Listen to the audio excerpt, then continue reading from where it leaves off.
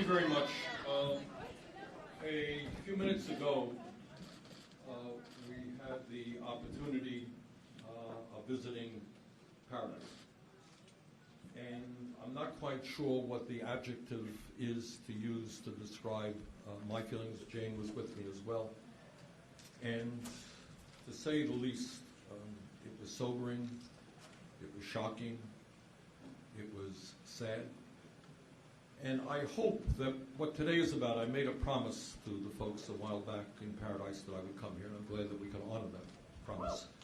But the purpose of it, I want to thank our friends in the media for being here as well. And the purpose of being here today is to kind of learn a little bit more about what went on here, but most importantly, to make sure that, and I'll be speaking about this in a moment after the panelists speak, is to make sure that the people of our country understand that President Trump is wrong, wrong, wrong when he believes that climate change is a hoax.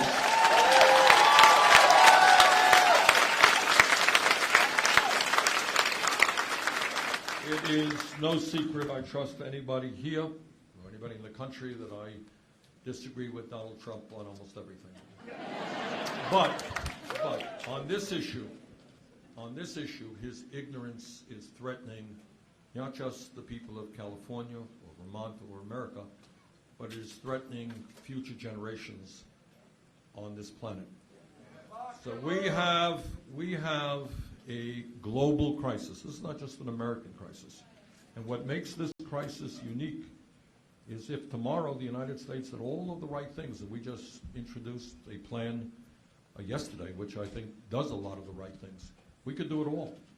But unless the rest of the world comes in together with us, I fear very much about what kind of planet we're going to be leaving our children and our grandchildren. So we have an enormous, enormous challenge in front of us. We have to take on the fossil fuel industry. We have to deal with countries around the world. And I'll speak to this in a minute. But at the end of the day, my dream is, and I don't know if it's, it can happen or not, but we got to give it a shot. And that is right now on this planet, the countries of the world are spending about $1.5 trillion every single year on weapons of destruction designed to kill each other.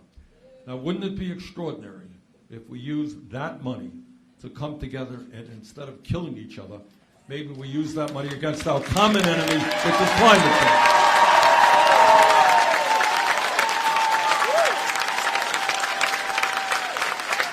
So we got,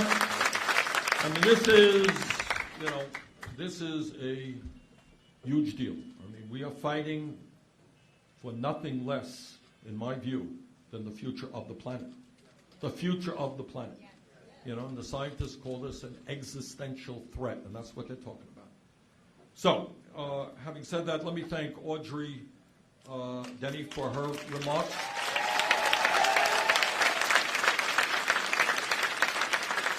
And we're going to hear now from some very great panelists, and then I'll make some remarks, and we'll open up to you for your questions and comments, and we'll do something with the media after all that's done. All right, let's welcome Mark Steeman. Mark is a professor at CSU Chico, who teaches courses in sustainability and civic engagement. Mark, come on up.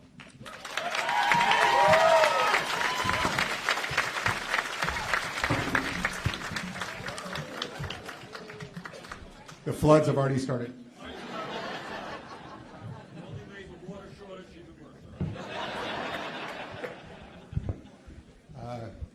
My name is Mark Steeman, and I'm a professor of geography and planning at CSU Chico. Go Cats! I spent the last 3 years using the state's CalAdapt tool to forecast the climate of Butte County and cities like Chico and Paradise. From that, I can tell you that the annual temperatures in Paradise have already 2.5 degrees higher than the historical average. I can tell you that Paradise has already tripled the annual number of extreme heat days. That is, days above 102 degrees. Historically, Paradise averaged about 4 a year. Over the last 10 years, that average has risen to 12. It's looking to double in another decade. But the most important thing I can tell you is that climate change is not coming. Climate change is here. We already see this in the precipitation as the state cycles between extreme drought and extreme flooding. From 2014 to 2016, California suffered a crippling drought that led to water rationing. Then, at the end of 2017, the heavens opened and Butte County was hit with a dozen storms led with atmospheric rivers, and the resulting runoff threatened Oroville Dam and forced the evacuation of over 180,000 people. And then the rain stopped. It didn't rain again for 227 consecutive days. During the campfire briefings, fire experts claimed that this was the driest vegetation they had ever seen. We are experiencing a whipsaw of increasing extremes that is predicted to get even worse. I'll end with this story. I teach all of this in my senior seminar at Chico State, including last fall. We have class on Wednesday nights. The fire started Thursday morning. When we reconvened 3 weeks later, we realized that we had predicted wildfires in our class. But the actual campfire was 10 times bigger than anything the models anticipated, and it came 10 years sooner than anything CalAdapt had predicted. And that still freaks me out. We desperately need a Green New Deal.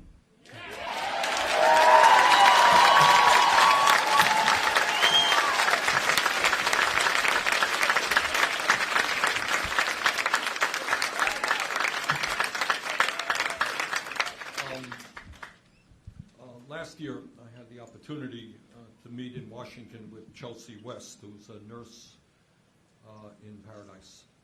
And what she told me was, what can I say? It's something I haven't forgotten. Please welcome Chelsea West.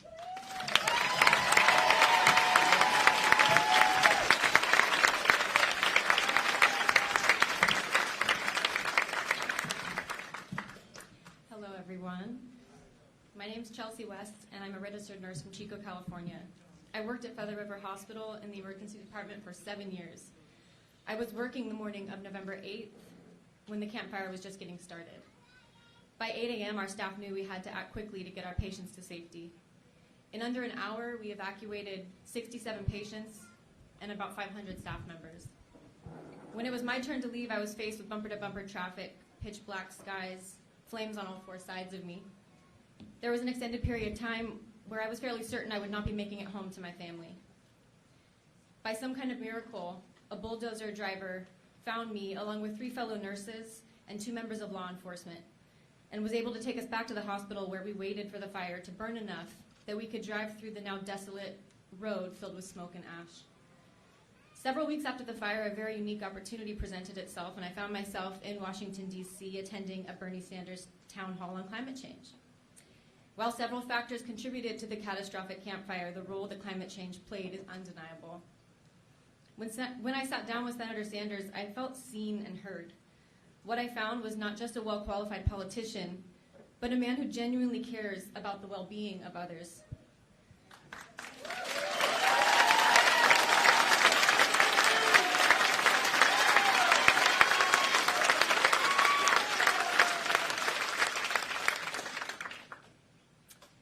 I've been a longtime Bernie supporter, but I am now a walking example of his compassion for human beings and their experiences. We invited Senator Sanders to come to our town, and he kept his word on showing up. He has come prepared with ideas on how we can fight climate change and prevent future disasters and further damage to our planet. This is not a one-man job.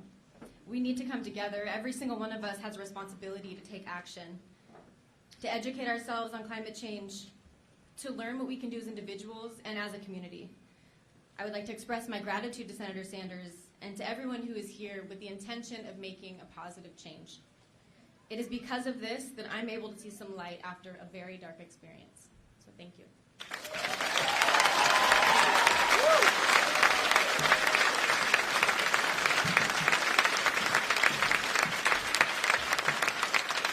Chelsea. Navran Mulik is a documentary filmmaker and co-founder of the Paradise-founded storytelling movement, climateuprising.org. Navran?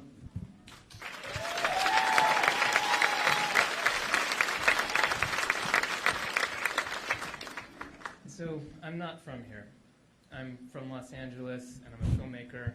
And I've gotten to make some videos that have gone viral, like Kane's Arcade and for the UN, leading up to the Paris Climate Agreement. I've gotten to see firsthand the power of a story and how it can spark a movement. I'm here because what happened in Paradise is part of a bigger story. It's connected to the climate change story that's going to threaten our collective survival. You know, this wildfire happened 2 days after a climate denier was reelected to Congress. I know you guys tried. At the same time the campfire was burning up here, the Woolsey fire was burning down where I'm from. My sister was one of 300,000 people who evacuated. Several, like 3 lost their lives, and several of my friends, their homes. Since these fires in November, we've had record flooding in Nebraska, devastating crops, deadly heat waves in Australia. In India, in Chennai, the city where I was born, 10 million people ran out of water. And the science is clear. This is caused by climate change, and it's an existential threat. That's why I was so angry when I saw that video of Trump visiting Paradise, calling it pleasure.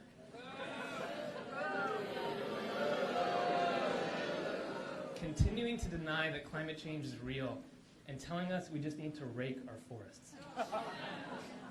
Well, I think it's time that climate deniers like Trump and LaMalfa get a raking in 2020.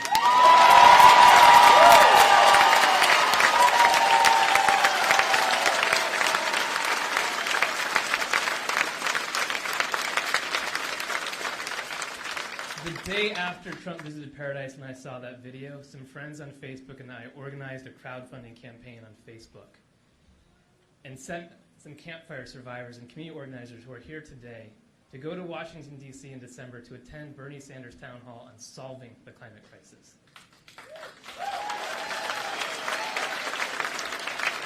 These folks had just launched everything, but they went and they shared their stories with Bernie. They invited to come back here to keep this conversation going, and he's kept his word.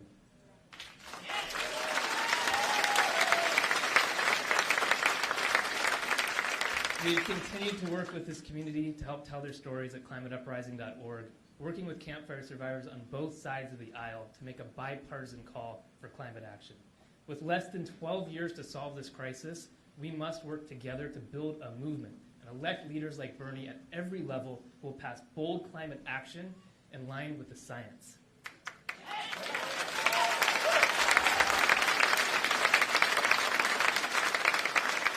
Together we can make sure that the next chapter of our collective story is not the last. Thank you.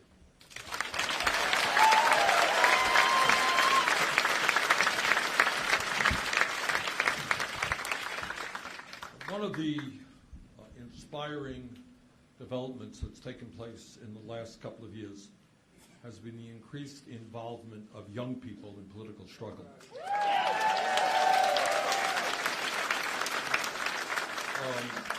Stephen McQuark is a leader of Chico's Sunrise Movement and member of Chico 350. Stephen, come on up.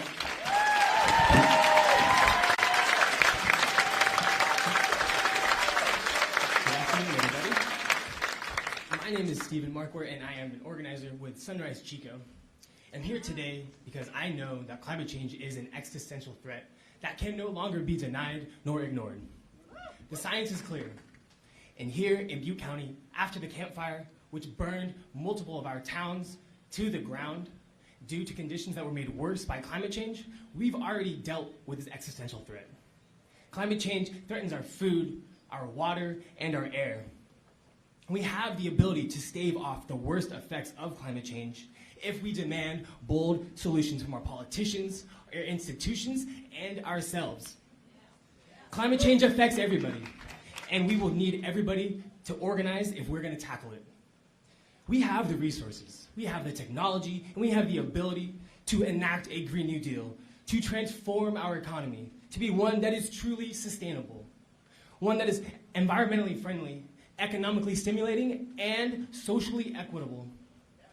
What we lack is the political will to make these changes. And that political will can only be fostered by a grassroots movement of millions of people demanding bold solutions that we need.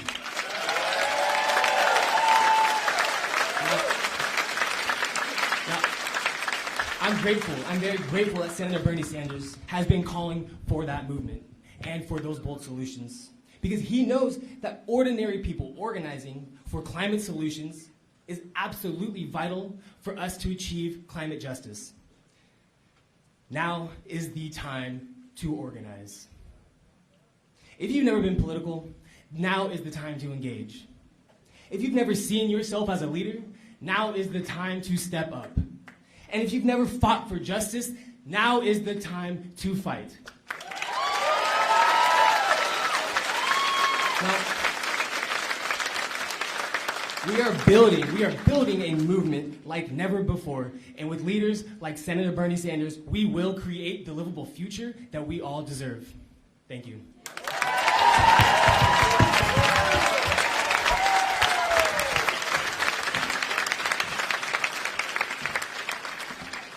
Let me thank Audrey and Mark and Chelsea and Nirvan and Stephen for their remarks. And let me thank all of you for coming out. You know, I do a lot of political rallies, but I honestly don't see this as a political rally.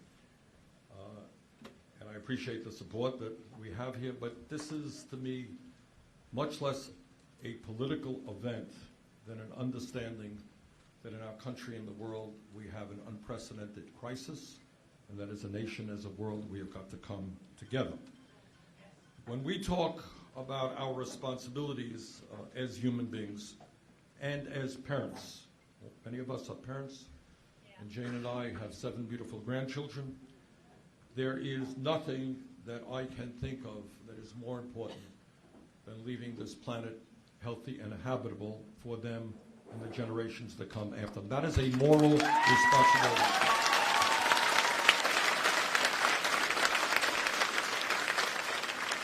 And what we have got to be very clear about, despite what some politicians may tell us, is that the debate over climate change is over. The scientific community has spoken in a virtually unanimous voice. Climate change is real. Climate change is caused by human activity. Climate change is already causing devastating problems in California, in Vermont, all over this country, and all over this world. And what is very frightening is the scientists recently told us that they were wrong in terms of their estimates regarding the severity of the crisis. They underestimated the crisis. And what they are now telling us is that we have fewer than 12 years to act boldly in transforming our energy system away from fossil fuel into energy efficiency and sustainable energy, or else, they tell us, there will be irreparable damage done to our planet.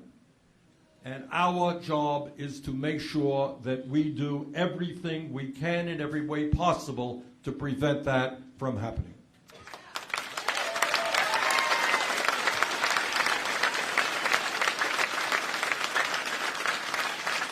And let us be clear that if we do not act together, by that I mean not only in California, not only in America, but all over the world, we will see more devastating disasters like the terrible wildfires we have seen here in Paradise.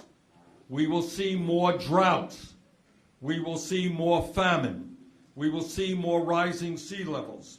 We will see more floods, more ocean acidification, more extreme weather disturbances, more disease, more death, and more human suffering. Now, people are telling me that, Bernie, the plan you just released to combat climate change is expensive. And you know what? They are right. It is expensive. But the cost of doing nothing is far more expensive.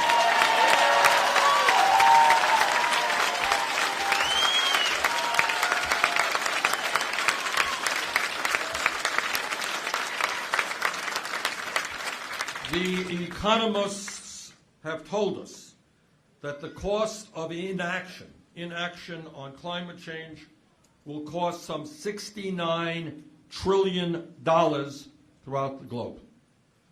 The scientists have told us that the cost of inaction on climate change will put the entire planet and life as we know it on Earth in serious jeopardy.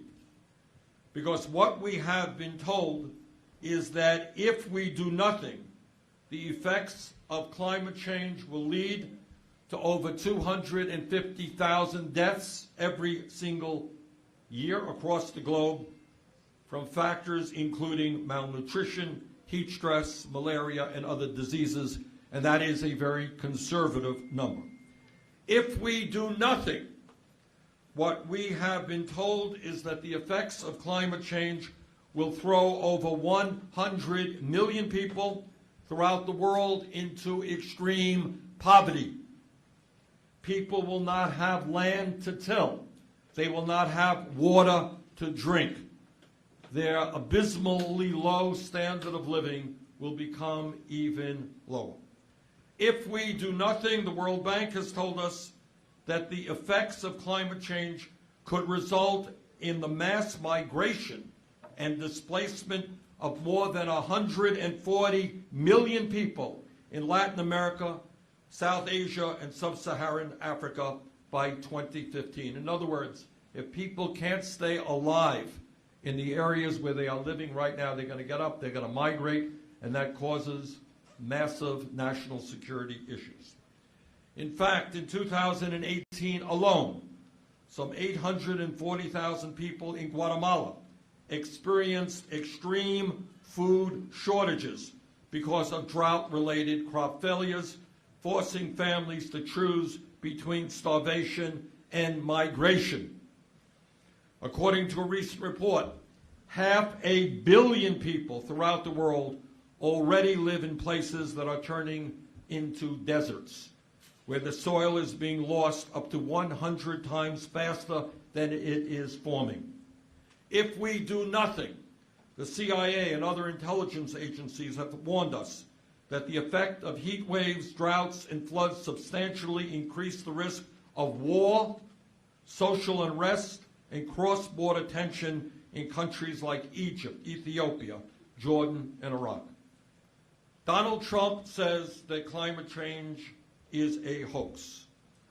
Donald Trump is dangerously, dangerously wrong. This June and July, and the point that I want to make, I don't want to get into Donald Trump. I talk enough about Trump. But on this issue, his ignorance is going to impact not just our country, but the entire planet. And we have got to stand up to that ignorance. This June and July, as you know, were the warmest months in recorded history. In fact, the last 5 years were the warmest on record. The so-called hoax of climate change threatens to destroy our food and water supply, flood our cities and towns, and displace millions of people from their homes. And let me tell you just a bit about rising sea levels.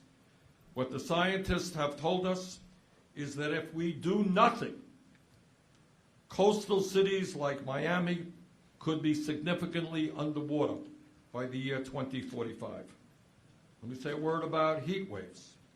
The extreme heat wave in July caused 400 people to die in the Netherlands alone. It caused more than 18,000 hospitalizations in Japan, and 169 million people in the United States were put on an extreme heat alert. The Centers for Disease Control has found that extreme heat events, quote, are the most prominent cause of weather-related human mortality in the United States, responsible for more deaths annually than hurricanes, lightning, tornadoes, floods, and earthquakes combined. In other words, when it becomes extremely hot, people who are vulnerable, often the elderly, will die. And let me tell you a little bit about extreme weather disturbances. In May, the Washington Post reported, quote, "Half of America looked like Tornado Alley," end quote. Oklahoma, Missouri, and Iowa experienced record-breaking rainfalls and severe floods.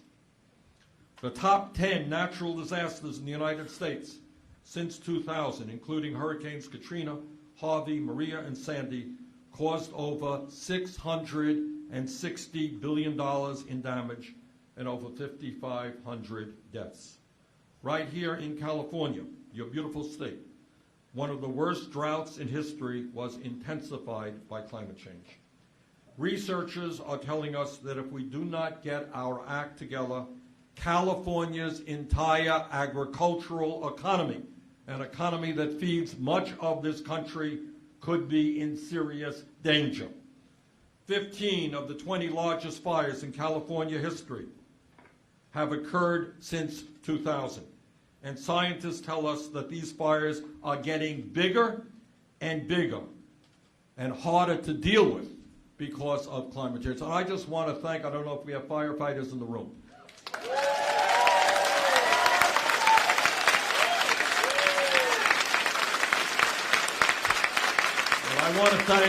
I want to personally thank the enormous courage of the firefighting community for putting their lives on the line to defend us all. And we're going to give them the support that they need.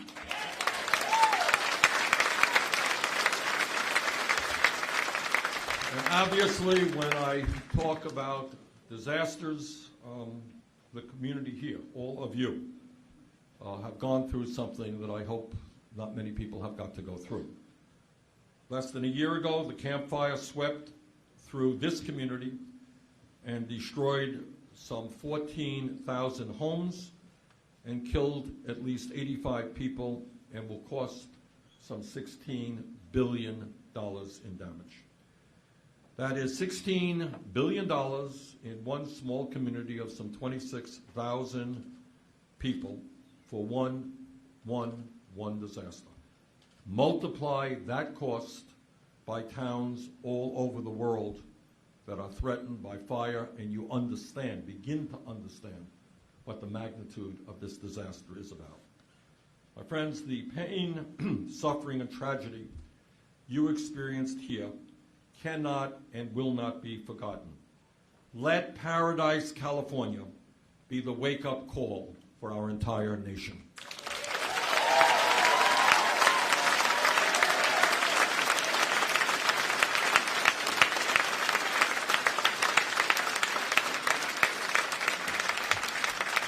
As a nation, we have a fundamental choice. We can listen to the know-nothing people like Trump and the other climate deniers, people who will get substantial amounts of money in campaign contributions from the fossil fuel industry. Or we can listen to the scientists who tell us clearly and unequivocally that we must act boldly and aggressively to prevent a climate catastrophe. I choose to listen to the scientists.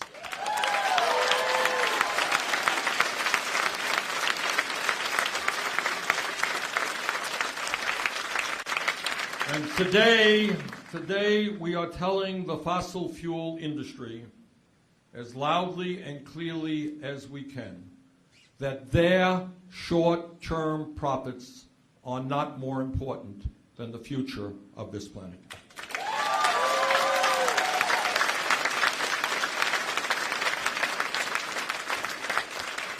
The threat of climate change is a very clear example of where American leadership can and must make a profound difference. Europe cannot do it alone. Asia cannot do it alone. The United States cannot do it alone. Latin America and Africa cannot do it alone. This is a crisis that calls out for strong international cooperation, And that is exactly the kind of leadership that I will provide as President of the United States.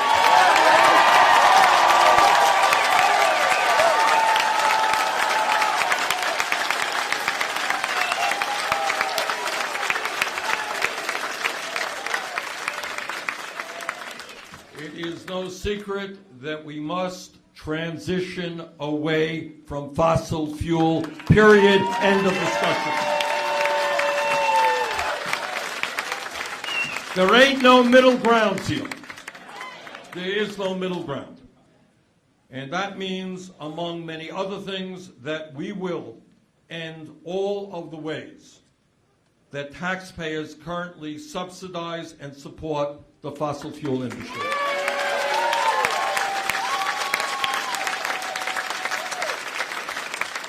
The United States today, direct and indirect subsidies for coal, oil, and gas reached $649 billion in 2015. Got that?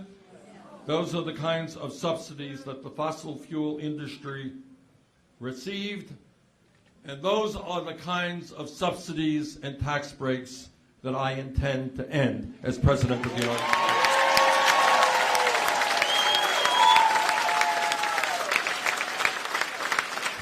We are also going to support efforts to divest pension funds and universities from fossil fuel holdings.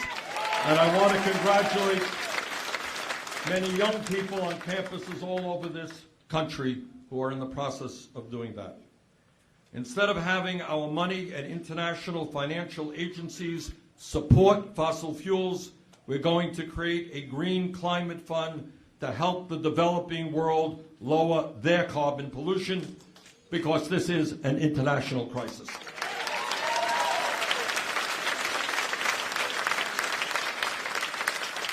We will immediately end all new and existing fossil fuel extraction on federal public lands.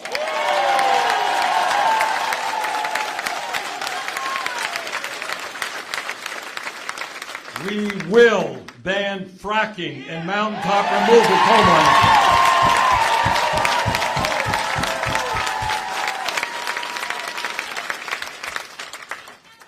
Instead of bragging about being the world's largest oil producer, we are going to be leading the world in sustainable energy.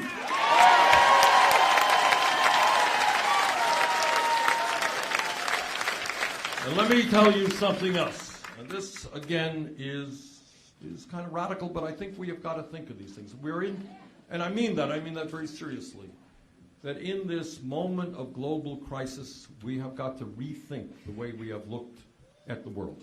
That's where we're at.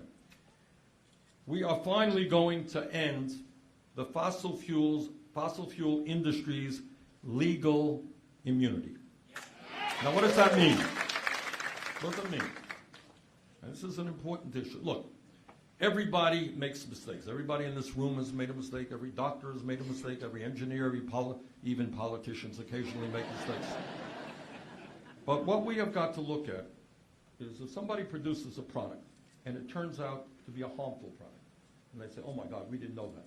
That is one thing, and that happens all of the time. But when somebody produces a product which they knowingly understand to be harmful, that is a different situation. Today, just 100 companies have been the source of more than 70% of the world's greenhouse gas emissions in the last 3 decades. 100 companies. They have been permitted to walk away from their toxic spills, their abandoned wells, and other environmental disasters. Documents have emerged, as many of you know, in court cases that show that the top fossil fuel executives have known for decades that their products were destroying the planet, and they buried those documents in order to continue making as much money as possible. So there is a difference between ignorance, just not knowing, and suppressing the truth. Make no mistake about it. What the executives of Exxon Mobil and other fossil fuel executives are doing is exactly what the tobacco industry did when it lied about the health risks associated with smoking. Conduct that led to federal racketeering convictions.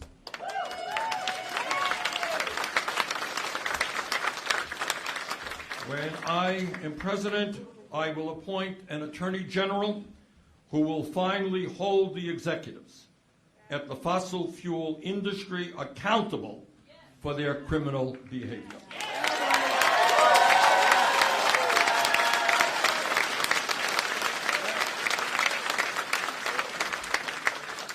Further, we will eliminate all of the fossil fuel industry's tax breaks, of which there are many. Last year, if you can believe it, as a result of Trump's tax giveaway to the rich, not only did 24 fossil fuel companies throughout the country pay nothing in federal income taxes, they actually received a $2 billion tax refund from the IRS after making $38 billion in profits. So take a step back and think about it. Here you have an industry which every day is helping to destroy our planet. You got many of them not only paying nothing in federal income tax, they have received a $2 billion tax refund from the IRS. So we say to the fossil fuel industry, we will end those tax giveaways and substantially raise taxes on the companies that are creating the climate crisis.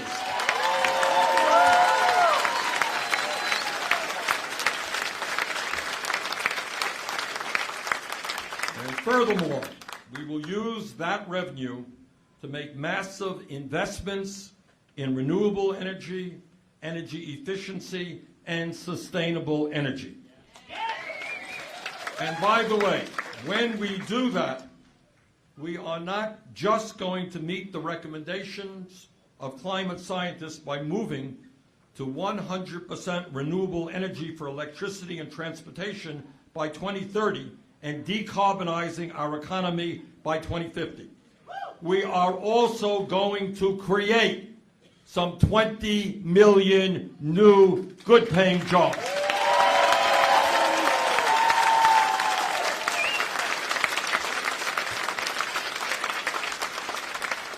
These jobs will be good-paying union jobs, building the new electric cars and high-speed rail systems that we need, weatherizing, retrofitting millions and millions of homes and buildings from one end of this country to the other, rebuilding our nation's infrastructure, and generating an unprecedented level of sustainable energy. Under this plan, we will be making an historic $16.3 trillion investment in sustainable energy, like wind and solar. We will substantially increase manufacturing of sustainable energy products and infrastructure, and put a whole lot of money into research and development.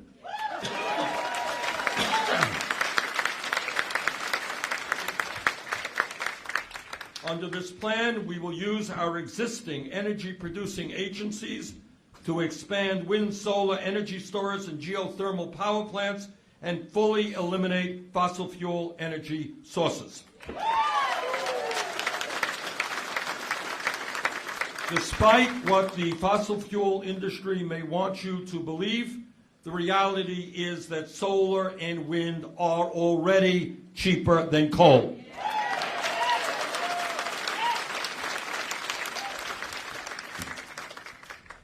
We will also invest in efficiency, which is the low-hanging fruit that is out there, so that we get the most out of the energy that we are generating. That means building a resilient, secure, and energy-efficient smart grid. It means requiring that new construction and existing commercial buildings meet tough energy efficiency and electrification standards. and it means aggressively weatherizing homes and businesses in a way that will let us reduce residential energy consumption by 30%. Further, no plan to transform our energy system would be complete without addressing our transportation system, which is responsible for about a third of our carbon emissions. Under this plan, we are going to fully electrify and decarbonize America's transportation sector.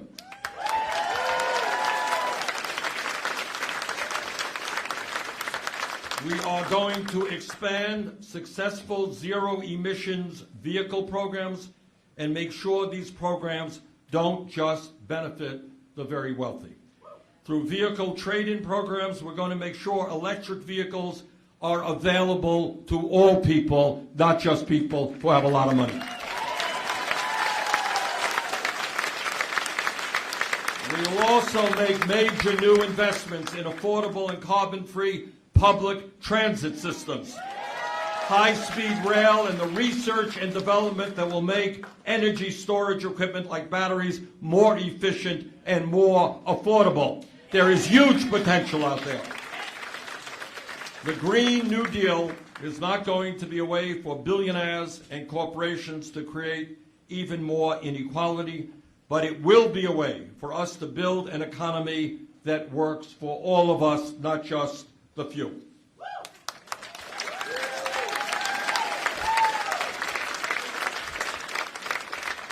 And importantly, and this is an important point, and I want all of you to know what I hope most of you already know, that probably there is no member of the Senate or even the House who has a stronger pro-worker, pro-union voting record and life activity than Bernie Sanders does.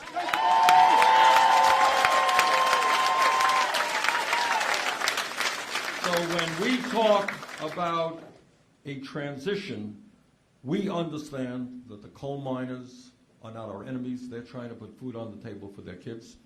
We understand the guys and the women who work on oil rigs are not our enemies, people who work in the fossil fuel industry. So when we talk about a program that transforms our energy system away from fossil fuel, we are talking about the need for a just transition for workers in the fossil fuel industry.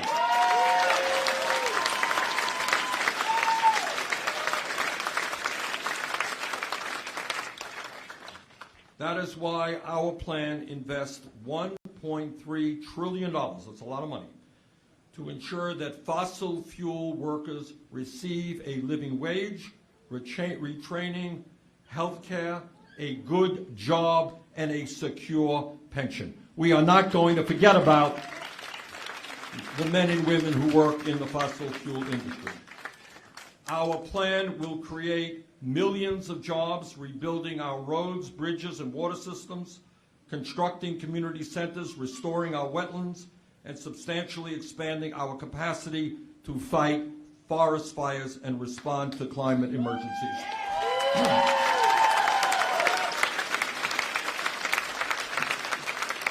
We know that small towns and fire departments alone cannot address these crises. We will have their backs.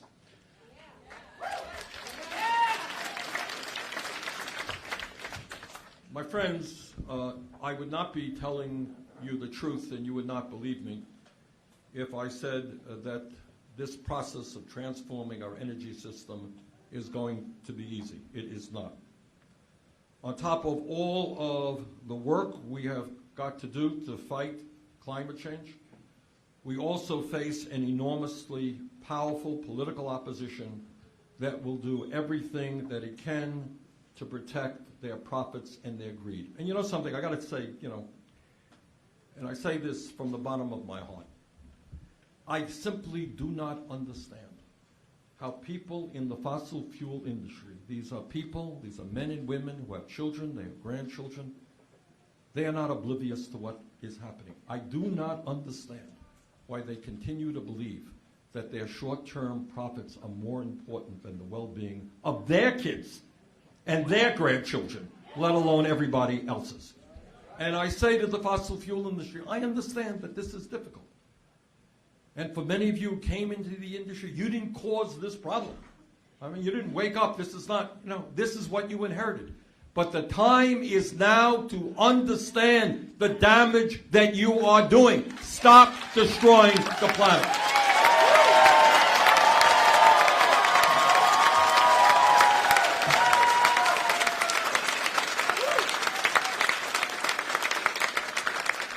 As we look out at the destruction here in Paradise and in the pain that this community and other communities around the country have experienced as a result of climate change, we know that we cannot allow the greed of fossil fuel billionaires to destroy our planet and our children's future for 1 second longer.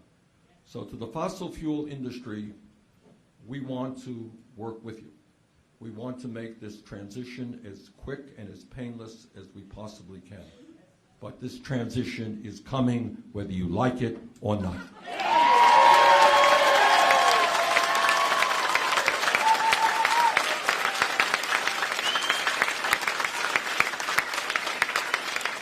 And let us also be very clear in saying that failure is not an option.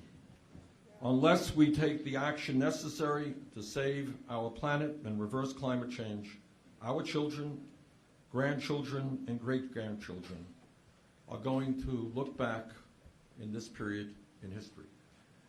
And what I worry very much for all of us, and again, I have 7 grandchildren, I don't want 20 years from now, 30 years from now, 40 years from now, for any person in this room to have to confront some child when that child says, Grandpa, Grandma, you knew what the scientists were saying.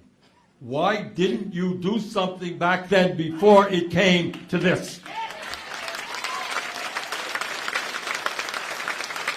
We know what is going on.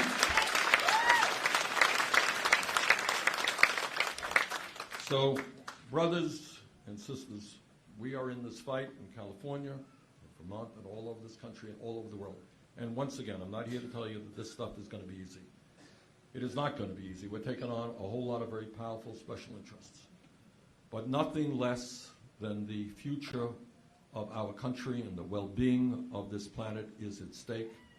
And with the stakes that high, we cannot afford to fail, and we will not fail. Thank you all very much.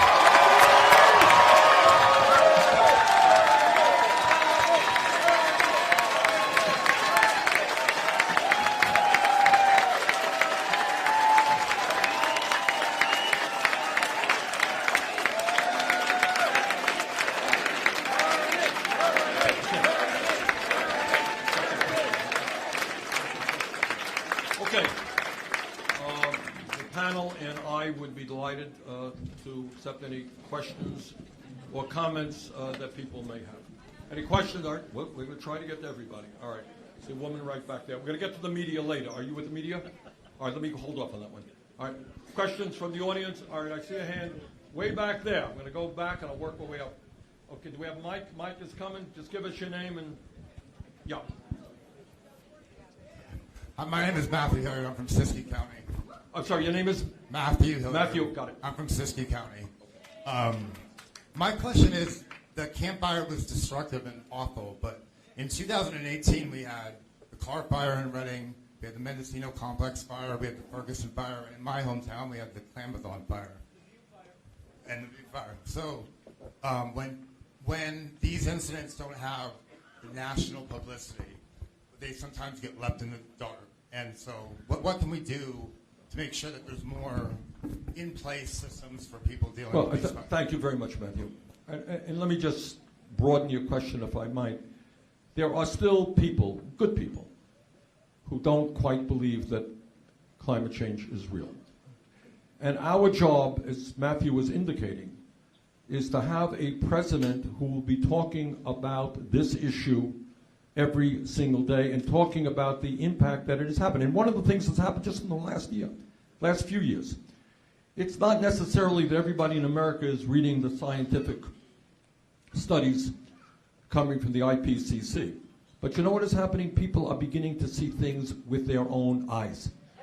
If you live in the North Country, in Vermont, Minnesota, and you used to go ice fishing every year, suddenly there is no ice for you to go ice fishing on. If you're living in Miami and you're seeing a continuous level of flooding that never existed before, that is real in your own eyes. If you live in my part of the world where we have these big, beautiful animals called moose, and they are attacked by ticks, really disgusting things, because of the warm weather and the fact that ticks are around a lot longer than they used to be. If you're a farmer in Iowa and you're working out there in the heat and you notice that your crop production is going down. So people are beginning to see it, but the difference right now between where we are and where we will be is you have a president who at best doesn't talk about it, at worst lies about it, and is in the payroll of the fossil fuel industry. And we need a president to explain to the American people in a very concrete way how climate change is impacting us today and how much worse it will be in years to come. Okay, we got a microphone here. Who's got a microphone here? All right, I see a gentleman over there. Stand up, sir. Yep. Yep. Get the mic. Here it comes. Give us your name, please. Thanks, Senator Sanders. Jim Roccanella. Jim. Stand up, Jim, if you could, please. Okay, Senator Sanders. Throughout California, there are museums. Oh, hold that mic close to your mouth. Thank you, sir. Throughout California, there are museums of farming before the fossil fuel motor cars. Do you talk with farmers who know how to work the land with horses and with bulls to farm as we did in the recent past? Well, I talk to people, I do talk to farmers in my own state and throughout this country. And I think if your point is, I don't think we're going to go back to horse-drawn tractors. But I do believe, your point is well taken, all right, that agribusiness and large-scale agriculture and the incredible use of pesticides and factory farming are doing very serious damage to our environment and contributing to climate change. I see a woman, in the black blouse there. Yep. Raise your hand, please, ma'am. Yeah, that's right. Here's the mic. Yep. In regard to the economic devastation that occurs with this, we found that those that were the have-nots are tending to fall far lower, while those that were insured are obviously going up. A fellow veteran reached out and asked if I could relay this question to you. There are veterans that are 100% disabled that are unable to get the assistance because they quote-unquote make too much. However, in this region, I can tell you that 100% disability is not enough to get into a rental apartment. How do we plan on addressing this? Good. Thank you very much. Look.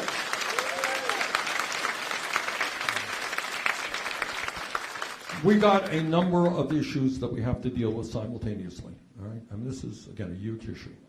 Most important is we have to transform our energy system as quickly as we can. But we also are mindful that no matter what we do today, there's going to be a disaster tomorrow. And you had one here in Paradise. We, in our plan, have billions of dollars set aside to help those people who have been impacted by disasters, and we are more than conscious that many of those people are low-income and working-class people who just need help to get their feet back on the ground after a disaster like that. So we do put that money into this program. Okay, I see a hand, a woman right over there, way in the back. Can we get a mic to her?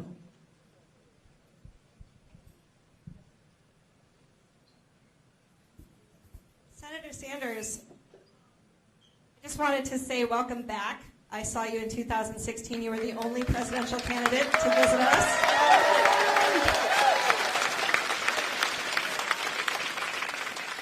I'm a small business owner here in town, and I've lived here for 20 years. And I was just curious what, for all... You're good. No, you're good. You're doing fine. How it would address those who want to go to medical school and can't afford it, because we have a real shortage of medical professionals in this area. I can't get a gynecologist. Her office burned down in Paradise, so...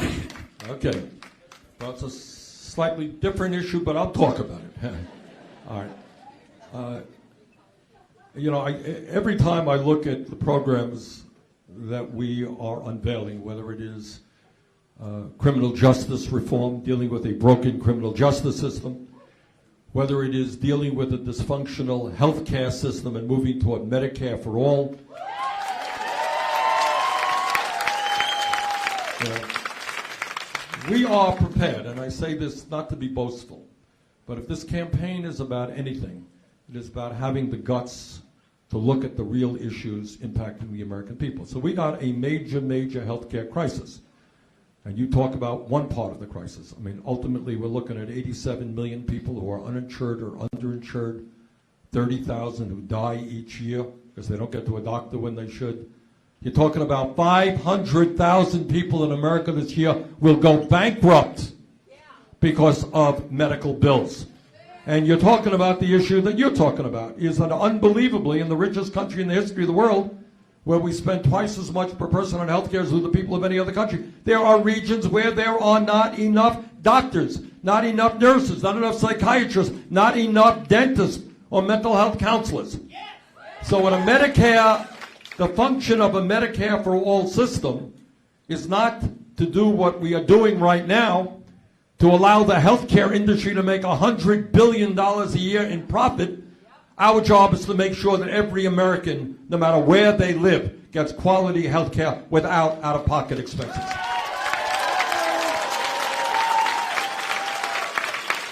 All right. I see a woman right there. Stand up, ma'am. Yep, right here. Yep. I'm going to try to go from right to left and back again. Okay. Good afternoon, Senator Sanders. Hi. I would just like you to know that I'm meeting my hero in this moment. I appreciate all the work you've done. Thank you. have woken up millions of people. I am a United States Senator, so by definition I have a huge ego. And whenever you say nice things to me, my head explodes a little bit more. But what I want to say, I'm going to give it back to you in a second, all right? As we say in our campaign, it ain't about me, it is about us, all right? Thank you for that. And we know that all we've got to do is vote, so we'll be at those polls. My question being, we've discussed a lot of different issues today, healthcare, war profiteering, climate change, but I feel like at the heart of all of it is the crisis of money in politics and how corrupting of an influence that is. And I support Audrey Denny for Congress because she's a Justice Democrat who will not take that money. But Thank you. You're right. Yes. So Great. my question for you being, there's currently a bill in Congress that is called the We the People Amendment. It's seeking to amend the Constitution, which would make it clear that money is not speech and corporations are not people. Would you consider sponsoring that bill, Senator? The answer is yes. And Thank you. Look, here is the issue.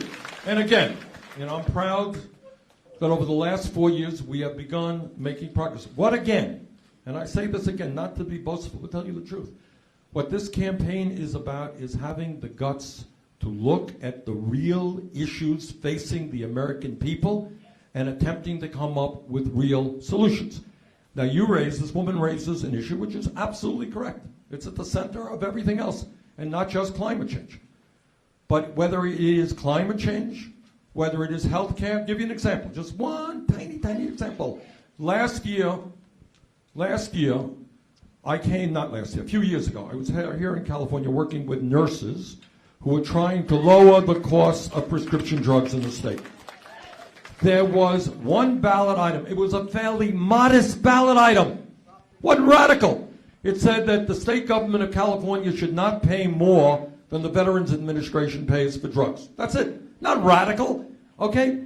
Do you know how much money the pharmaceutical industry spent on that one ballot item in one state? The answer is $131 million. And they managed to get, I think, 54% of the vote. So when it comes to Medicare for all, you will see hundreds of millions of dollars, if not billions of dollars, spent in order to protect the $100 billion that they made in profits last year. Fossil fuel industry. You got people like the Koch brothers who have made most of their fortune in the fossil fuel industry, not exclusively, but a lot of their money comes from fossil fuels. They will spend hundreds and hundreds of millions of dollars to help elect candidates all over this country who do not believe that climate change is real, among other things. So to answer your question, what do we have to do? Well, there are a couple of things we have to do. Number one, we have to overturn this disastrous Citizens United Supreme Court decision, which is pretty much what that legislation is about. And second of all, we've got to move to public funding of elections.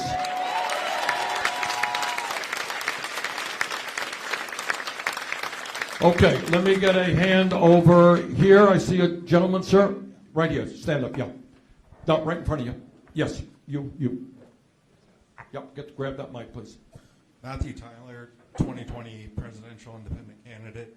I'm wondering, in your speech, you were talking about going after CEOs. I'm wondering if you would consider going after the majority stakeholders, the true people in charge. The what? The majority stakeholders. Look, what I meant is that appoint the CEOs. What I meant is that, and I'll give you a couple of examples. And again, this is thinking outside of the box. I'll give you some examples, Matthew.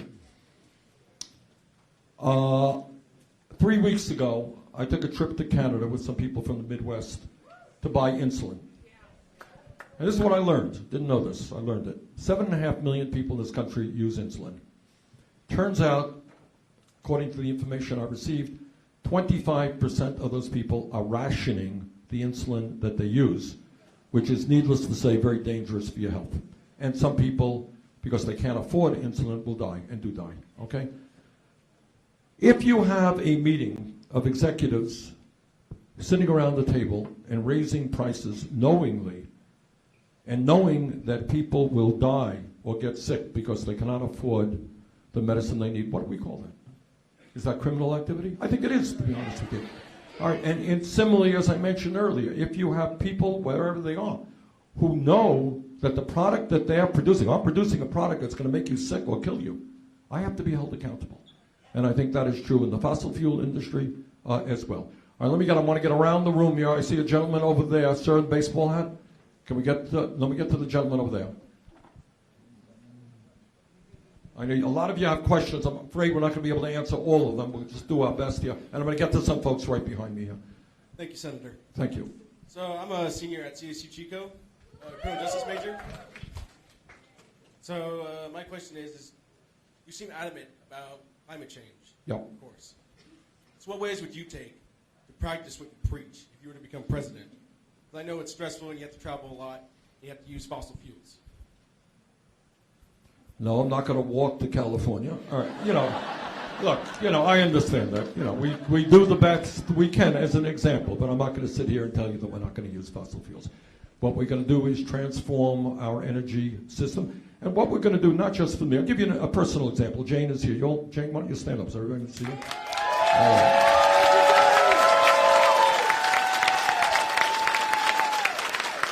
Just to give you an example of what we can do as a nation, which works for everybody. Was it 3 years ago we put solar on our house? All right. 3 years ago we put solar on our house. And it turns out that we cut our electric bill like 80, 90%. We almost don't have an electric bill. And Vermont is not California, by the way, in terms of solar exposure. And we are going to repay, it cost us whatever it cost us, $14,000, $15,000 to do it. We're going to repay that in 7 or 8 years, and then we get free electricity. Pretty good. I want everybody in America to be able to do that. All right, so that means we had the money to make that investment. I don't know if you do or not. But we should be able to lend you that money, and you pay it back based on the savings of your electric bill. You're not going to pay anything more for electricity, and after 8 years, you're going to get free electricity, at least that house will. All right, those are the kinds of things we can do. But your point is well taken. The President of the United States and the administration have got to be a model for energy efficiency. I'm not going to tell you. I'm not going to get on a plane. That would not be true. All right. Yes, I see a hand back there. Ma'am, yes, in the green, yeah. Thank you, Senator Sanders. My name is Lacey. I just wanted to talk about the fact that, my brother has stage 4 kidney failure, and his disability does not give him enough to not work. And he is he's a truck driver, and he loves it more than anything, and it killed him that he had to quit. But his disability is not enough to pay his own rent, and he's having to live with multiple people. And so he's had to go back to work, which is really hard on his kidneys sitting in a truck that bounces. And so I just wanted to know if your Medicare bill is expanding disability at all. The answer is yes, actually. Look, we got a lot of people. The disability community is a community that we don't talk about enough, and I plead guilty to that myself. So it's an area that we have to, but what your brother should know, and everybody in this room should know, and not a radical idea, is exactly what goes on in Canada right now, that your brother will be able to get all of the health care that he needs without having to take out his wallet, okay?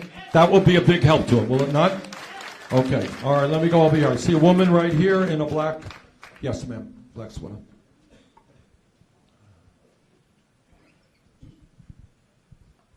Hi, my name is Jordan Mitchell-Lana. I'm 15 years old. I miss school to be here today.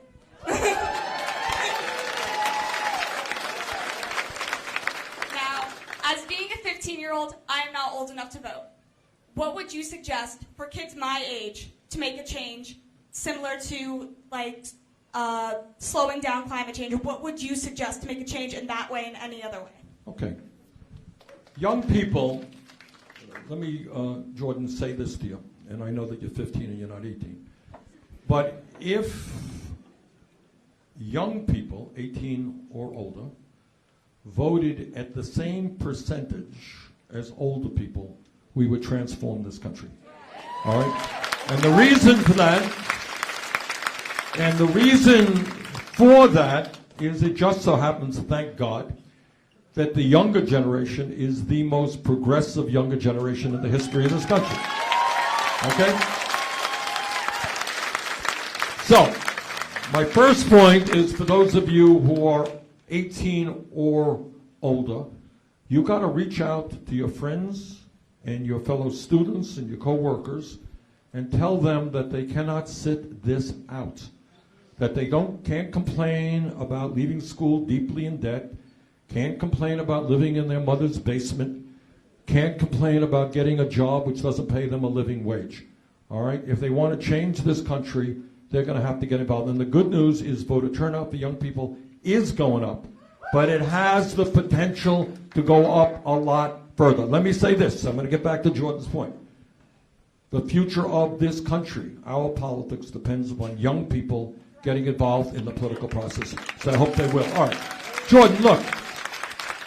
We are living in an unprecedented moment, and we have got to act in an unprecedented way. There are great groups right up here. Do you want to say a word about that in response? Okay. Yeah, you go. So come on up here. Yeah. Say it. I mean, I would just recommend getting Here, stand involved. up. Stand up.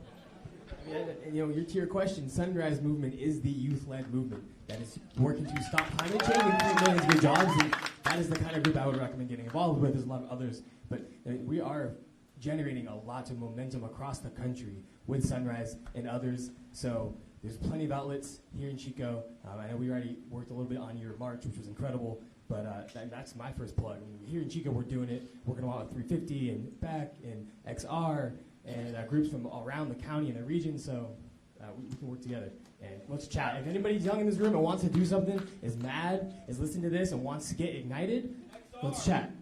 So, Say a woman right here. Ma'am? Yep. Stand up, please. We got a mic coming to you. It's a pleasure to be in the room with you, Bernie. Thank you. My name is Pamela Swartz. I live in Nevada City, which is in Nevada County. And I am hearing what you're saying. I agree with you 100%. I talk to my friends and my family about this.